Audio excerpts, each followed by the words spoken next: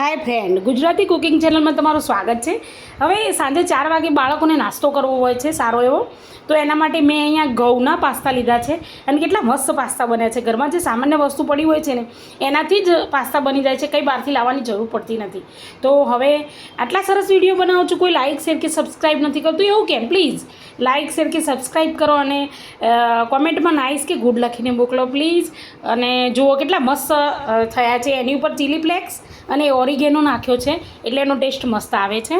તો આપણે હવે આને બોઇલ કરવાના છે। તો એક વસ્તુ કે આ ઘઉંના લોટના પાસ્તા છે, બજારમાં મળે છે સારી રીતે, તો એનાથી કંઈ નુકસાન થતું નથી। તો એને ધોઈ લીધા, ત્યારબાદ એમાં પ્રમાણસર પાણી અને થોડુંક તેલ નાખવાનું, જેથી કરીને ચોંટે નહીં।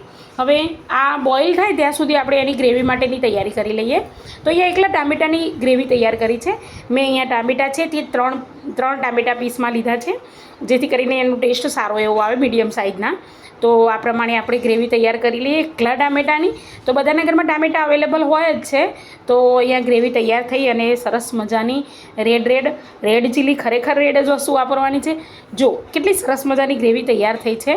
હવે વઘાર કરતી વખતે ગેસ ચાલુ કર્યા વગર ગ્રેવી કાઢી લેવાની છે। એમાં ટામેટાનો સોસ અને પીઝા સોસ એ બે એડ કરીશું, અને ત્યાર પછી આપણે રેગ્યુલર મસાલા છે, તમે સ્પાઇસી જેટલું ખાતા હોય એ પ્રમાણે મરચું લેવાનું છે, હળદર, મીઠું અને એ પ્રમાણે લઈ અને આની અંદર ધાણા જીરું નથી નાખવાનું। હવે આને સારી રીતે ચલાવી અને પછી જે બોઇલ થયેલા પાસ્તા છે એને એડ કરી લઈશું। જો કેટલા મસ્ત મજાના બની ગયા છે પાસ્તા। તો એને સારી રીતે મિક્સ કરી લેવાના છે।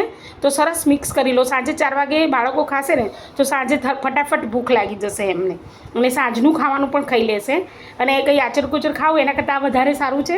અને આની ઉપર આપણે હવે એ પ્લેટિંગ કરીશું ને એ પહેલાં હું એની અંદર ચીલી ફ્લેક્સ અને ઓરિગેનો એડ કર્યું છે, એનાથી ટેસ્ટ સારો આવે છે। ફરીથી મળીશું આવતા વિડીયોમાં।